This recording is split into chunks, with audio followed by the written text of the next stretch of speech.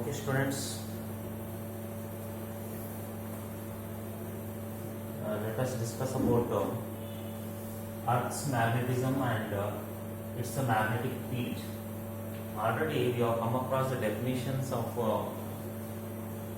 these terms like magnetism and magnetic field. Magnetism is a property, the property shown by the magnetic materials or a magnet.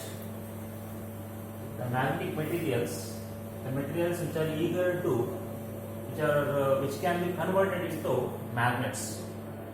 That property associated or possessed by the materials is called as a magnetism. Magnetic field, physically also we define it. That is the region or the area around the magnet, where in which its influence can be felt by another magnet. This is a physical definition. Physically, how we are defining magnetic field. But mathematically, all the time while defining the magnetic field or electric field, what we do, we define it as a force experienced by the unit test positive charge there while defining electric field. And here in magnetic field, this is again force experienced by unit test north pole when it is placed in an external magnetic field. In an external magnetic field, at any point, the force experienced by the unit test north pole is called as a magnetic field strength or a magnetic field intensity or a magnetic flux density or a magnetic induction at that point. All these terms are nothing but the same. Field, simply we call it as a magnetic field, but actually it is a field strength or a field intensity or a flux density, or we can say magnetic induction. Now let us talk about Earth's magnetism. So far what we know, current carrying conductor is able to act as a magnet. Current carrying conductor, it acts as a magnet. Apart from that, some natural magnets are there, like iron ore, Fe2O3, that is a naturally available magnet. Other than these two, current carrying conductor and naturally existing that iron ore, Earth also acts like a magnet. How can we confirm that, whether that Earth is acting as a magnet or not? Simple proofs are there by which we can understand how Earth is acting like a magnet. If we suspend a bar magnet on the surface of Earth, that freely suspended bar magnet on the surface of Earth, always it tries to reside along north and south. It tries to reside means it tries to locate, or it tries to point out. All the time it tries to locate or align itself along north and south. That is the one of the proof by which we can understand or something must be there in the Earth which is making that suspended bar magnet to be in that direction, which is making that suspended bar magnet to align in that particular orientation or direction. That is one of the proof. Other than that, one more proof is that by which also we can say Earth is acting like a magnet. That another proof is any iron, nickel, such materials, if those are placed or if those are buried into the Earth for some time, then those also will start to act as a magnet. It means by doing so, that Earth is going to induce its magnetism property on those buried materials. It is making those buried materials to act like a magnet. That is another proof. These are the two proofs which are enough to say Earth as a magnet. One is suspended bar magnet on the surface of the Earth, always it tries to locate or align on its own along the north and south direction. And the another is, if the iron, nickel, such materials are buried into the depth of the Earth, then those are, after some time they also start to act like a magnet. These are the two experimental proofs by which we can say about Earth's magnetism. Actually, the magnetic dipole moment of Earth is about 8 into 10 to the power of 22 ampere meter square. This is the magnetic dipole moment. We simply say magnetic moment associated with the Earth magnet. Magnetic dipole moment mathematically, or it is measured as a current into area. Current into area. That's why it is expressed in terms of ampere meter square. So look at this: 8 into 10 to the power of 22 ampere meter square.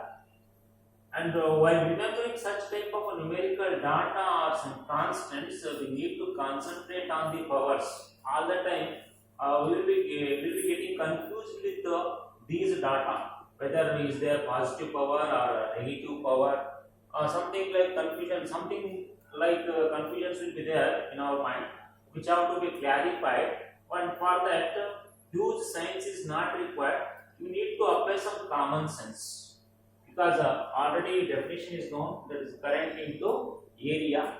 Earth is spherical, not exact, of course you know, flattened, but the area of that spherical Earth or sphere, which is 4 pi r square, and radius already we have come across of that Earth, that is about 6600 kilometer. In first year only we studied that. If you multiply such a huge area, 6600, 6.6 into 10 to the power of 6. 6600 and means 6.6, 1000 10 to the power of 3, kilo 10 to the power of 3, 6.6 into 10 to the power of plus 6 meter square, 12.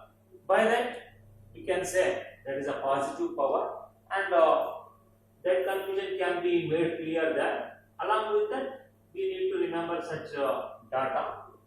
This is what magnetic dipole moment or magnetic moment associated with the Earth. But field, magnetic field of the Earth, here I use the term BE, magnetic field strength of Earth magnet BE, that is ranging, which is not exact, some 10 to the power of minus 4 to 10 to the power of minus 5 Tesla.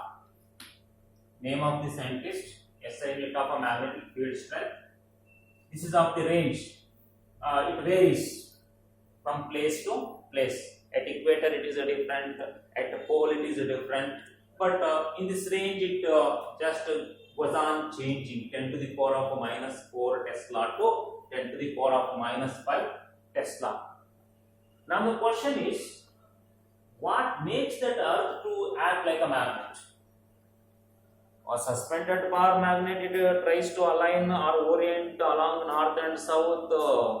We can give the reason for the orientation of that suspended bar magnet. That orientation might be because of Earth. Earth is acting as a magnet, which makes that suspended magnet to align in that direction. But what makes that Earth to act like a magnet? That is the question. There are many theories which are in front of us, by using which we can explain the magnetic nature of the Earth. And out of all those theories, here anyhow we don't have that much of a time to discuss all those things, but one proof or one theory which can be believed, the main thing which is making that Earth to act like a magnet is convectional motion of molten metals in the crust of the outer part of the Earth. Convectional motion of molten metals. Molten metals, they in the outer part of the crust of the Earth. Outer part of the crust of the Earth means at some depth. Molten state metals will be there in a molten state.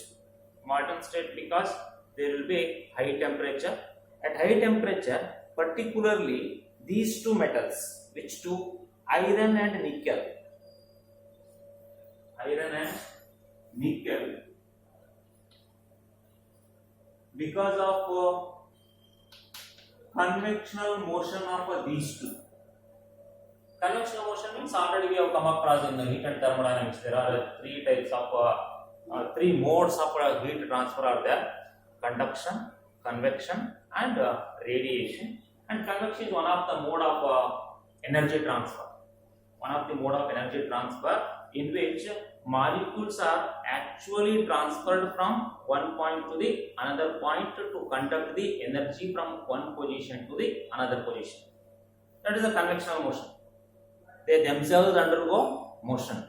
That is a convectional motion. If we are boiling the water, then there we know cold water will settle into the depth and hot water will come to the top. There is a convectional motion. Actual movement of molecules will take place there in convectional motion. Here also in the crust of the earth, anyhow because of high temperature, these metals are in liquid state, in molten state. They undergo convectional motion, and because of motion of such metals,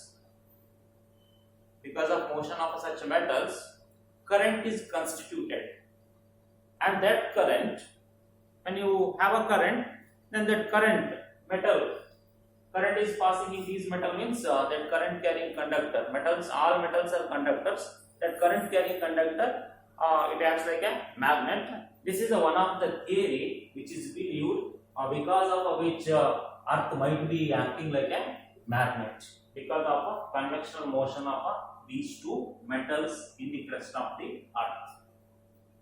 Okay, then if this is the reason, then this effect of this magnetic effect because of convectional motion of molten metals is called as a dynamo effect. It is called as a dynamo effect, because of which we can say some magnetic field, whatever is established by the earth, might be because of this dynamo effect or dynamo theory. That's why the surrounding of the earth in this space or a region with which earth is surrounded, in such a region or field is established. That's why that suspended bar magnet on the surface of earth, anyhow that is considered now in external magnetic field of that earth. That's why it tries to align in one particular direction. Now the question is, if that is the theory, if that molten metal is making that earth to act like a magnet, one point is to be noticed. What point is to be noticed is that on the surface of the earth, if I suspend a bar magnet, all the time what we consider, the north pole of the suspended magnet, where it points, we consider that as a geographical north of the earth.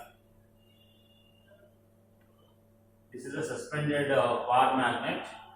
If it shows its north pole in this direction, then I write it as a NM, suspended bar magnet's north pole. Where it is somewhere nearby the geographical north.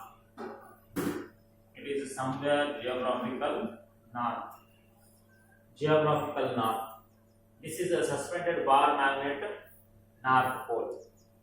What I mean to say, if I suspend this bar magnet here on the surface, the pole or the point at where this north pole of suspended bar magnet shows, I consider that pole itself as a north pole, geographic north pole, but not exactly, somewhere with some small tilt angle. If that suspended magnet where it shows, I consider that as a geographical north. And the suspended bar magnet where its south is showing, that end we consider as a geographical south. If this suspended bar magnet, if it is showing its south here, now we can say this is nothing but the geographical south of the earth. The south pole of the bar magnet is nothing but the geographic south pole. The north pole of the suspended bar magnet is the geographical north pole. But earth is acting like a magnet. Now, what we assume, if suspended bar magnet's north pole is seeking that direction, means there must be some opposite pole which is attracting north pole of this suspended bar magnet. Here that point is to be made clear. Listen me. If a north pole of a suspended bar magnet is seeking to be in this direction, means there must be some opposite pole which is attracting this north pole. And we know what, so far what we did discuss, earth is acting like a magnet. Now we can imagine as if one huge bar magnet is buried into the earth. One huge bar magnet, if it is buried into the earth, you just imagine if that magnet were buried into the earth. Now then, that earth's magnet whose south is supposed to be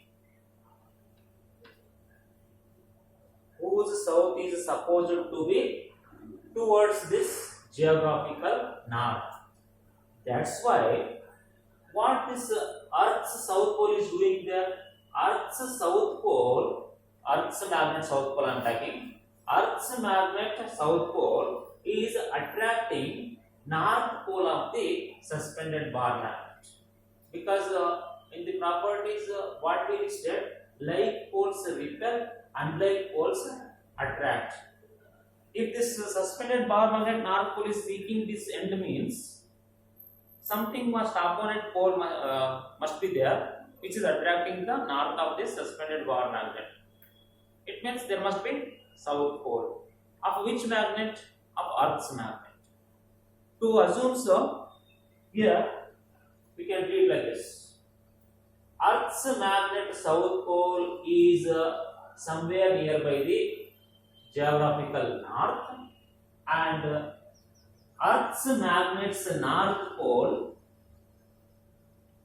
is somewhere between geographical south. That's why where the earth's magnet's north pole is there, it tries to attract south pole of the suspended bar magnet, so that unlike poles can attract, like poles can repel. But while saying itself, I have told that these two are not exactly coincident. Which two? Geographic north and south of the earth's magnet. Geographic south and north of the earth's magnet. Both are not exactly coincided. There is a small angle between them. That small angle is about 11.3 degree. That is about 11.3 degree. Don't get confused. What I have shown here, this is a suspended bar magnet on the surface, and these are nothing but the earth's magnet. Earth's magnet south pole, earth's magnet north pole. Now the angle between geographical north and south pole of the earth's magnet, that angle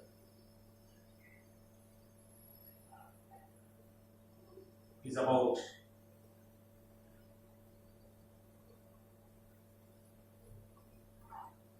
this angle between these two axes is about 11.3 degree. 11.3 degree angle.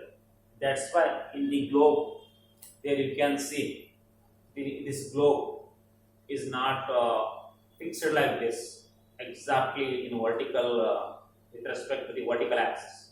There is a small tilt. It means if this is assumed to be geographical axis, if it is assumed to be geographical axis, its magnetic axis will be like this,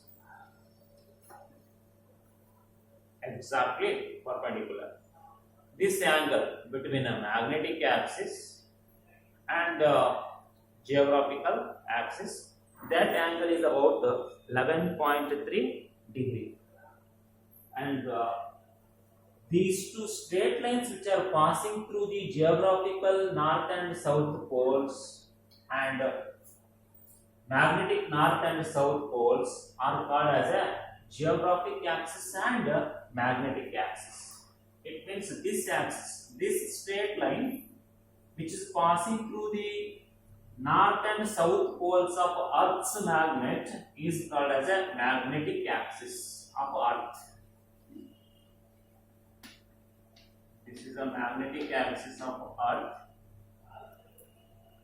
Simply in a one line we can say it as a straight line passing through the two poles of the Earth's magnet is called as a magnetic axis. And another straight line is here. This straight line which is passing through the geographical north and south poles of the Earth, this is called as a geographic axis of the Earth. Geographic axis, magnetic axis, two terms, make them clear. Geographic axis is a straight line passing through the north and south geographical poles, and magnetic axis is a straight line passing through the north and south poles of the Earth's magnet. And all the time Earth rotates about geographic axis like this.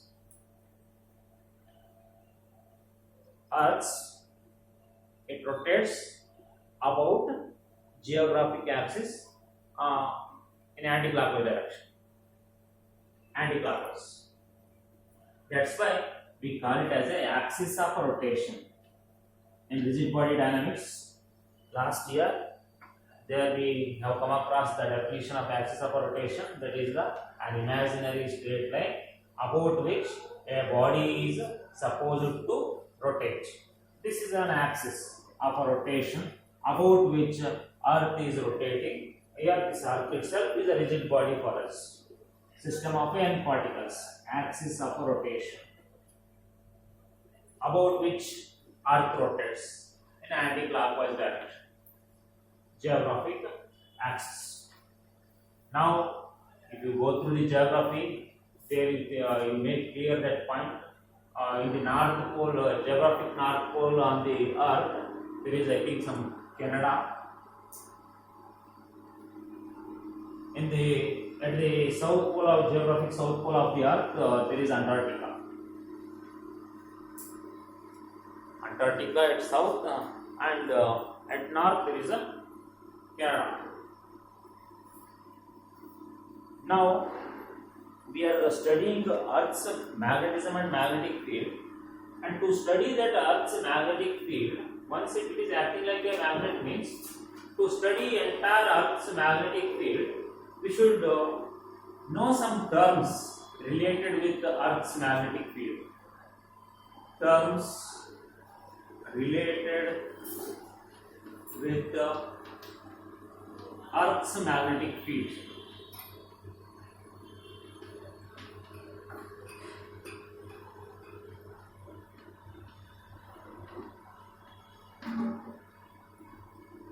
If you want to study the magnetic field of Earth's magnet or Earth, some terms are required.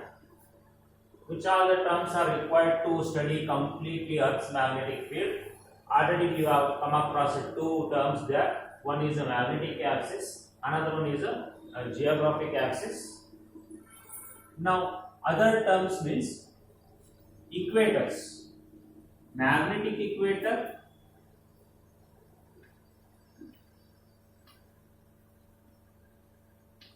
and geographical equator.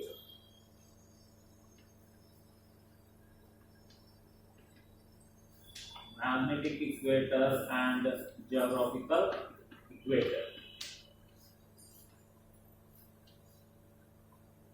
The terms themselves are telling us about what actually they do mean by equator. Means which equals, which makes that Earth into two equal parts. That horizontal plane or great circle which makes earth into two equal parts, which is perpendicular to the magnetic axis, is called as a magnetic equator. It means here there is a magnetic axis. Magnetic axis is a straight line passing through the two poles of the earth's magnet. Horizontal plane or a great circle. Listen me. Earth is a sphere, but three-dimensional one. But I am taking now circle, two-dimensional. This. If our magnetic axis is like this, the horizontal plane which is perpendicular to the magnetic axis. This horizontal plane which is perpendicular to the magnetic axis, this horizontal plane, or you can say it as a great circle. A great circle or horizontal plane which is perpendicular to the magnetic axis is called as a magnetic equator. Similarly, a great circle or a horizontal plane which is perpendicular to the geographic axis, that perpendicular horizontal plane or a great circle which is perpendicular to the geographic axis is called as a geographic equator. Now you can see in this diagram or in this globe, this black colored border. This is an example. This is nothing but it's not an example, but this is exactly what it is. Geographic equator. This great circle or horizontal plane. How is that? That is perpendicular to the geographic axis. Perpendicular to geographic axis. These are all imaginary things. These axes themselves are imaginary straight lines which are passing through the poles and geographic poles and magnetic poles. And this is also one imaginary horizontal plane which is perpendicular to the magnetic axis called as a magnetic equator, and another horizontal plane which is perpendicular to the geographic axis is called as a geographic equator. How will that be? It has to be perpendicular to this geographic axis like this.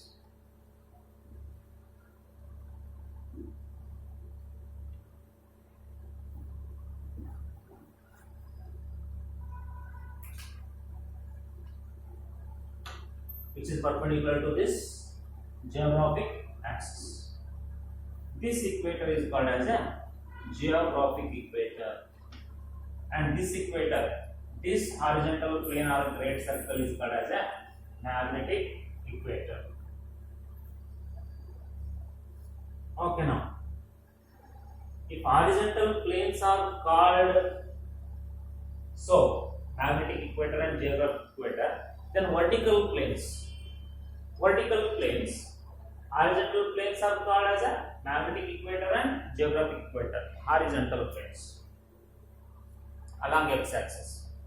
And vertical planes, imaginary two-dimensional vertical plane, those vertical planes are called as a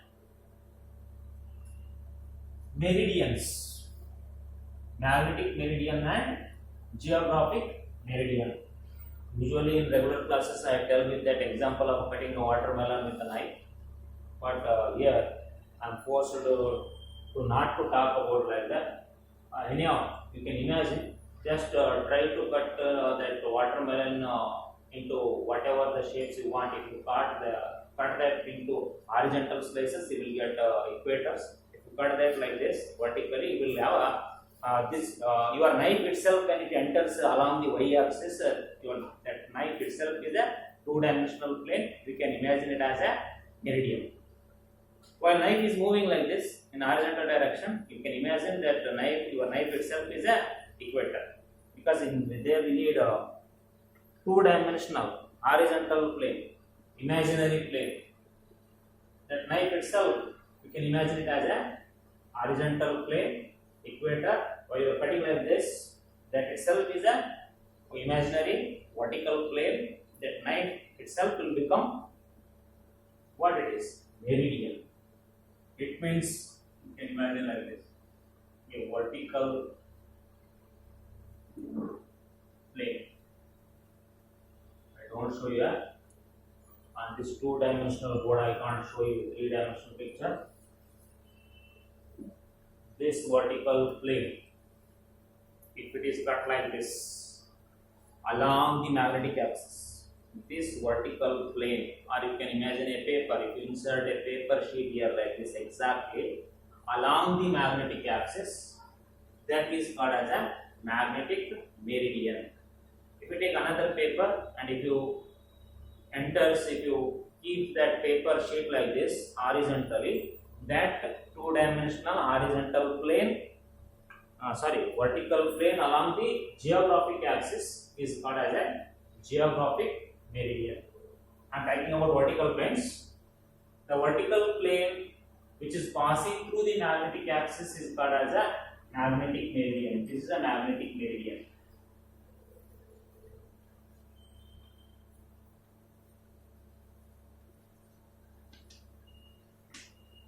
A imaginary vertical plane which passes through the magnetic axis is called as a magnetic meridian. And another vertical plane which passes through the geographic axis, this vertical plane which passes through the geographic axis is called as a geographic meridian or geographical meridian.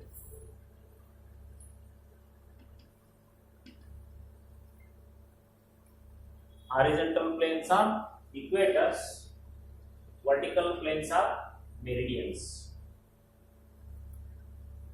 Geographic meridian means this is a geographic axis about which Earth is rotating. A vertical plane which passes through this geographic axis is called as a geographic meridian, and a vertical plane which is passing through the magnetic axis is called as a magnetic meridian. Okay, now geographic meridian and magnetic meridian. Now the north pole of the Earth, where it is, I am talking about now Earth's magnet. Earth's magnet's north pole is here, which is nearby the geographical south, and Earth's magnet south pole is nearby geographical north. How the magnetic field lines are supposed to be? Always they have to emerge from the north pole and they have to end on the south pole like this.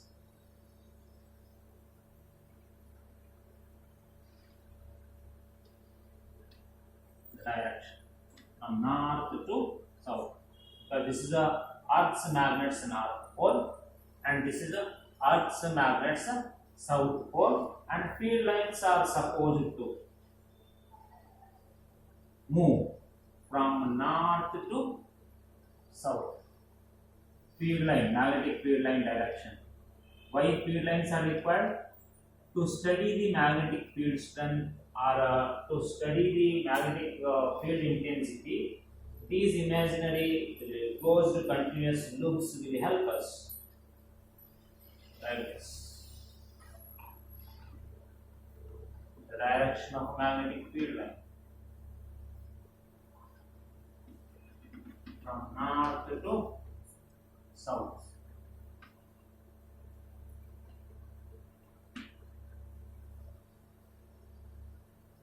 Now we have magnetic field around our Earth.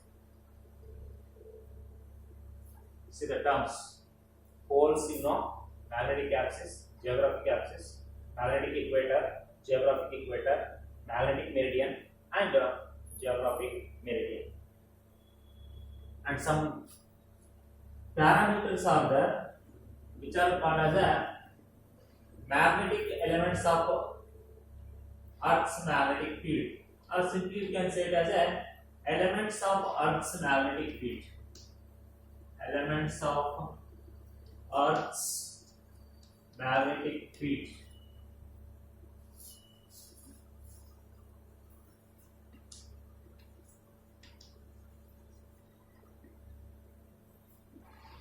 actually three parameters are there which are called as the elements of Earth's magnetic field or magnetic elements of Earth's magnetic field.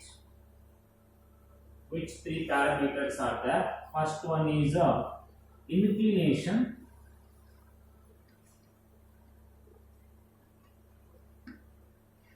inclination,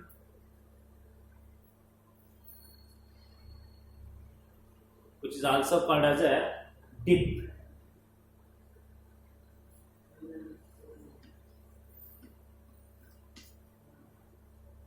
Inclination. Next, declination.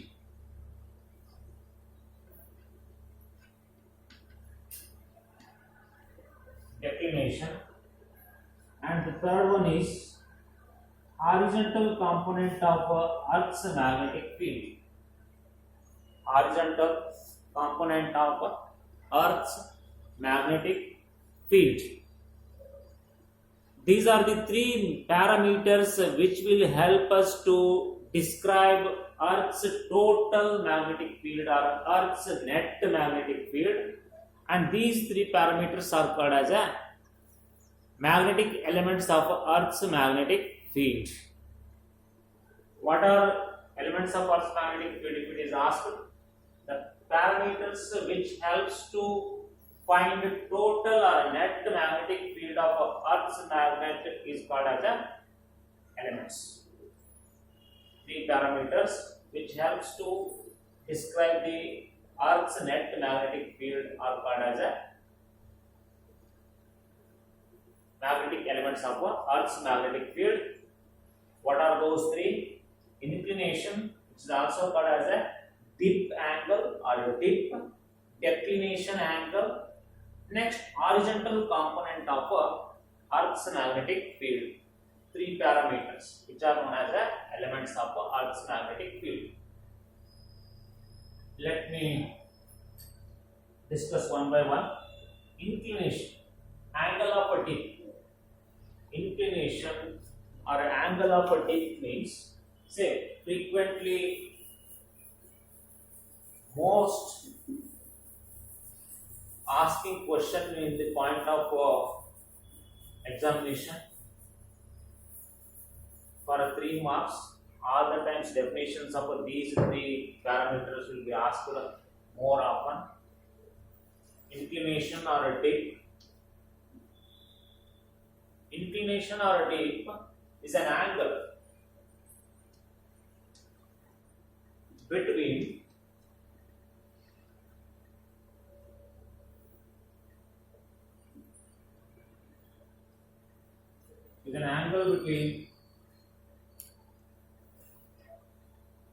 Earth's total magnetic field and horizontal component.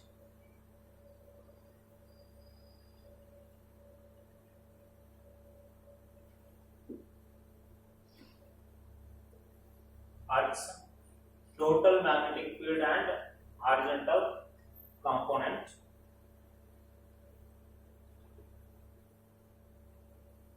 Next, declination. Declination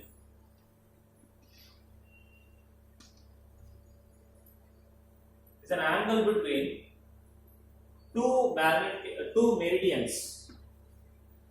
Angle between two meridians. Two meridians means geographical meridian and magnetic meridian.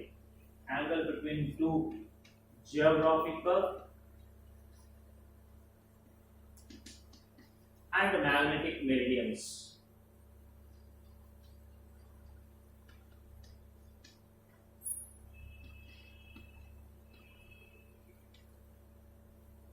Already I have shown two imaginary planes. How can be there? In case of Earth, geographic meridian is a vertical plane which is passing through geographic axis, slightly tilted. Magnetic axis of the Earth's magnetic field, exactly vertical or perpendicular. Angle between these two meridians is called as a declination. Students all the time will get confused with these two definitions. For the dip, they write answer of declination. For declination, they write answer of dip. Dip means inclination. Remember, dip and inclination both are nothing but the same. To remember, there you can point out this I and I. Dip, I, inclination, I. Declination, how is that defined? That is the angle between meridian and meridian, geographical meridian and magnetic meridian. Here you can remember this DD, declination, meridian, angle between two meridians. Dip means inclination. That is an angle between net magnetic field of Earth and horizontal component in a magnetic meridian. If two planes are assumed or imagined, two planes means two vertical planes, geographical meridian and magnetic meridian. These can be imagined like this. If one meridian is like this, two-dimensional meridian means two-dimensional vertical planes, and another vertical plane. There is a slight angle between these two meridians,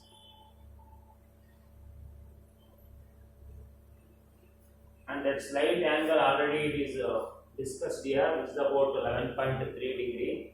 The angle between magnetic meridian and geographical meridian.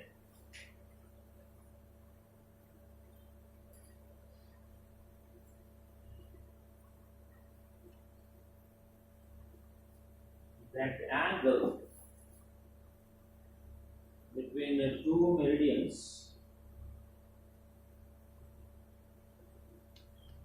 this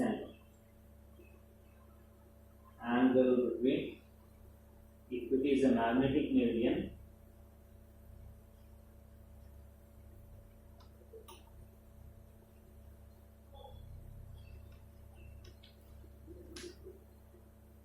this will be geographic meridian.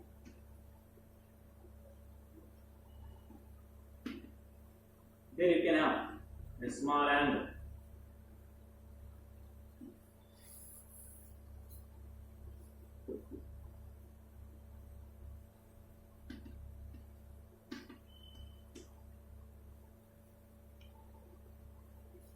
This is an angle between geographical meridian and magnetic meridian.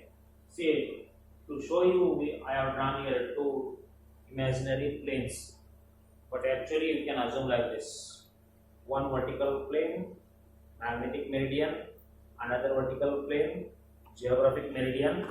These are the two imaginary planes. The angle between them is a declination. This is the declination. This angle is declination.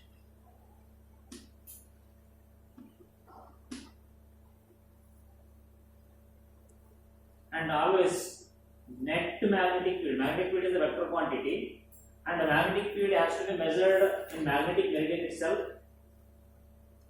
If that net magnetic field of Earth's magnetic field is shown like this in the magnetic meridian, remember the term what I am saying. Earth's net magnetic field, the total magnetic field of Earth is a vector quantity where it is taken in a magnetic meridian. This angle between Earth's net magnetic field and horizontal component is called as a declination. This is a declination, and this is inclination or a dip. I think it is clear. Angle made by the Earth's total magnetic field with the horizontal component, because once if we take magnetic field as a vector quantity, you can split that into two components: horizontal component and vertical component.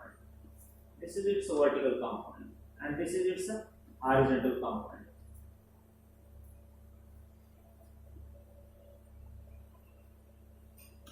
If you want to know net magnetic field of Earth, then that net magnetic field, nothing but the two components have to be known: horizontal component and vertical component. And its magnitude is given by, or its total magnetic field is given by under root BH square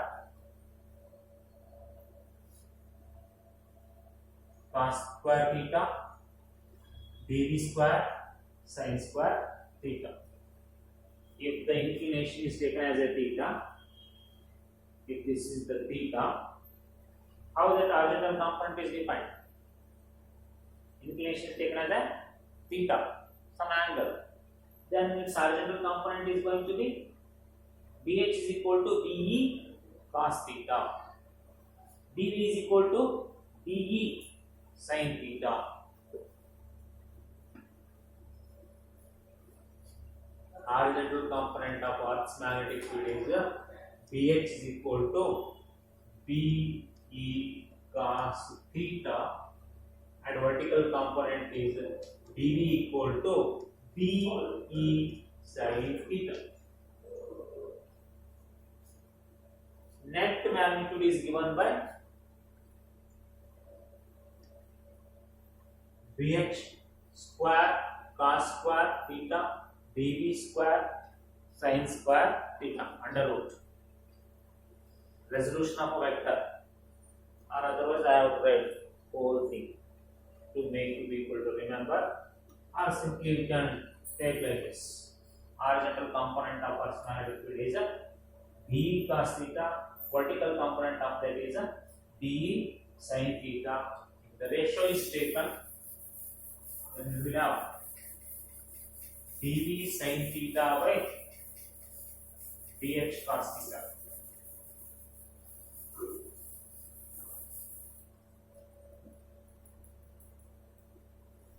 What it is? Tan theta is equal to dV, or you can take it as a dE sin theta divided by BH. It is BE cos theta. we get cancelled. Tan theta is equal to, or theta is equal to tan inverse of, this is nothing but vertical component, this is nothing but the horizontal component.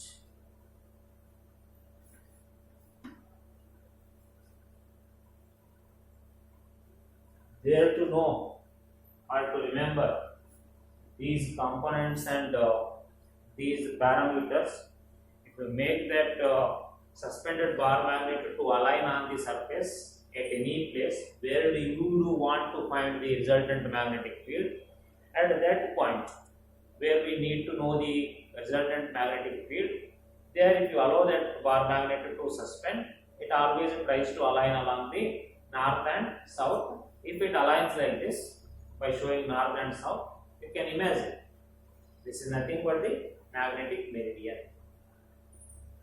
Magnetic meridian, because magnetic meridian is a vertical plane. If this is the magnetic meridian, then geographical meridian will be slightly like this. Now the angle between these two meridians is called as a declination. Now if you consider only magnetic meridian, it is like this. In this magnetic meridian, the net Earth's magnetic field will be like this. The angle between net Earth's magnetic field and horizontal component, that is nothing but the dip or inclination.